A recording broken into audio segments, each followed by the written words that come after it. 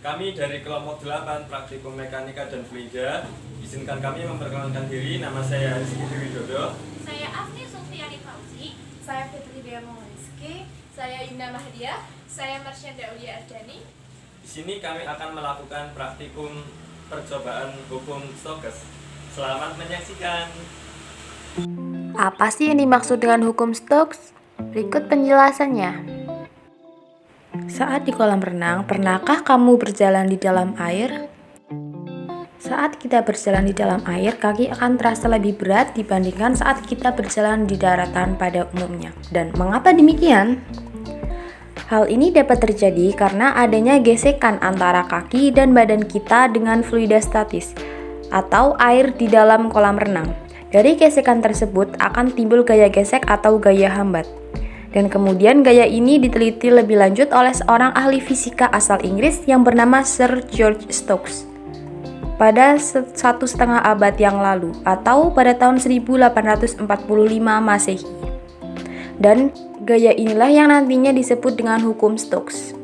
Hukum Stokes menyatakan bahwa apabila sebuah benda bergerak dengan kecepatan atau V dalam suatu fluida dengan nilai koefisien viskositas tertentu, benda tersebut akan mengalami gaya gesek fluida yang disebut dengan gaya Stokes atau Fs. Lalu apa sih viskositas itu? Viskositas merupakan suatu pengukuran dari ketahanan fluida yang diubah baik dengan tekanan maupun dengan tegangan. Viskositas secara singkat adalah ketebalan atau pergesekan internal dari suatu fluida. Oleh karena itu, semakin rendah viskositas suatu fluida, maka semakin besar juga pergerakan dari fluida tersebut. Apabila fluida sempurna dengan viskositas 0 mengalir melewati sebuah bola, atau apabila sebuah bola bergerak dalam suatu fluida yang diam, garis-garis arusnya akan membentuk suatu pola yang simetris sempurna di sekelilingi dengan bola tersebut. Dan tekanan terhadap sembarang titik permukaan bola yang menghadap dari arah aliran datang tepat sama dengan tekanan terhadap titik lawan.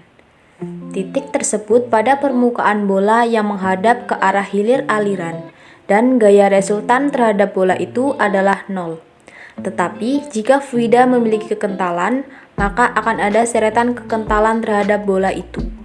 Dan dalam mengukur koefisien viskositas dari suatu zat cair, Stokes menggunakan peluru berbentuk bola yang dijatuhkan ke dalam zat cair yang kental dan dalam keadaan diam. Sehingga menurut Stokes, gaya viskositas zat cair dinyatakan dengan persamaan F sama dengan 6 kali Pi kali eta kali R kali V, di mana F sama dengan gaya viskositas atau gaya gesekan Stokes dilambangkan dengan N, eta sama dengan koefisien viskositas, R sama dengan jari-jari bola, V sama dengan kecepatan relatif bola terhadap fluida. Berdasarkan percobaan yang telah dilakukan oleh Stokes, dapat disimpulkan bahwa pada saat dijatuhkan ke dalam zat cair, bola akan mengalami percepatan yang disebabkan oleh gaya beratnya atau Fk. Tetapi karena gaya apung atau Archimedes dan gaya viskositas yang mengimbangi gaya berat tersebut, maka percepatan bola semakin lama akan berkurang dan pada akhirnya adalah 0. Dan dari hubungan gaya-gaya tersebut didapatkan koefisien viskositas zat cair, yaitu eta sama dengan 2/9 dikali R kuadrat dikali G per V dikali dalam kurung PB dikurangi PF. Dengan keterangan eta sama dengan koefisien viskositas, R sama dengan jari-jari bola, V sama dengan kecepatan maksimum bola, PB sama dengan massa jenis benda, dan PF sama dengan massa jenis fluida.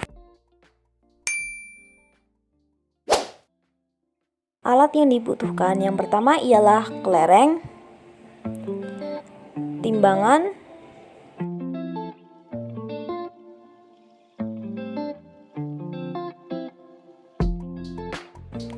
gelas, penggaris,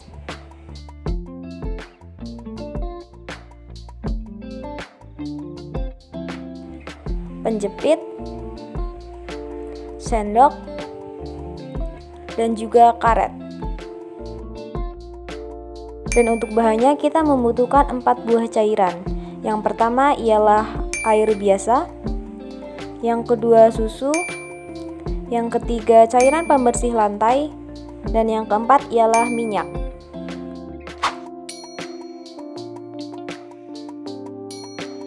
Yang pertama ialah tuang semua cairan ke dalam gelas.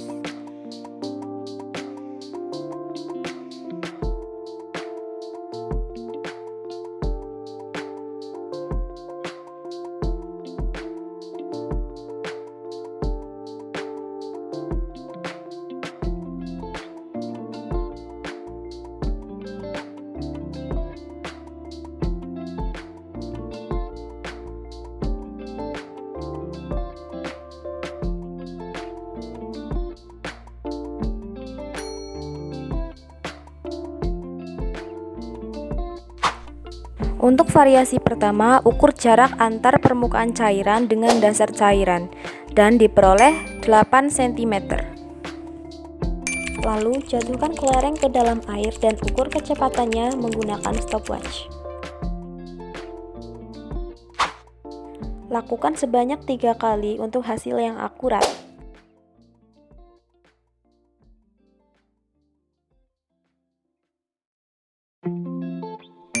Kemudian pasang kedua karet pada gelas.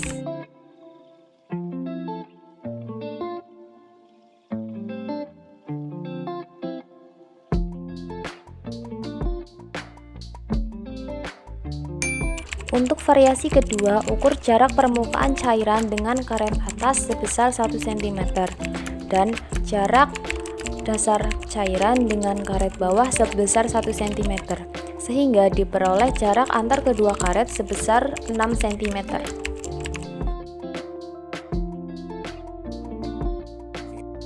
Jatuhkan kelereng ke dalam gelas dan lakukan percobaan ini sebanyak 3 kali.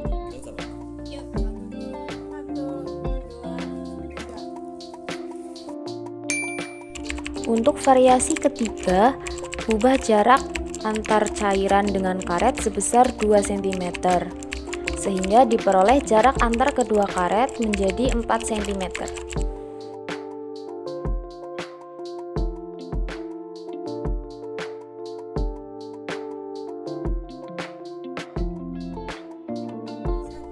Jatuhkan juga kelereng dan lakukan percobaan ini sebanyak 3 kali agar hasil yang didapat akurat. Lakukan percobaan yang telah kita lakukan tadi pada cairan yang berbeda yang telah kita siapkan pada awal praktikum ini. Masuk.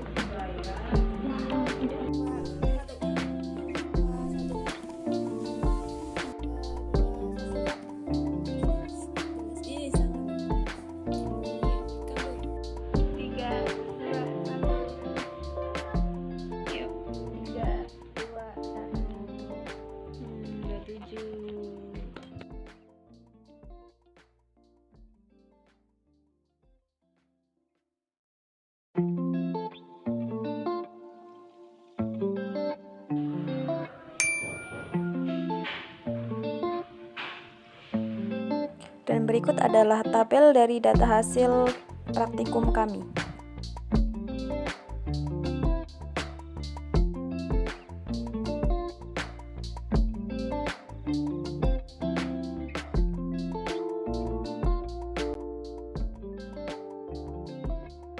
Demikian serangkaian video yang telah kami lakukan. Atas kekurangan dan kelebihannya kami mohon maaf. Terima kasih telah menyaksikan. Wassalamualaikum warahmatullahi wabarakatuh.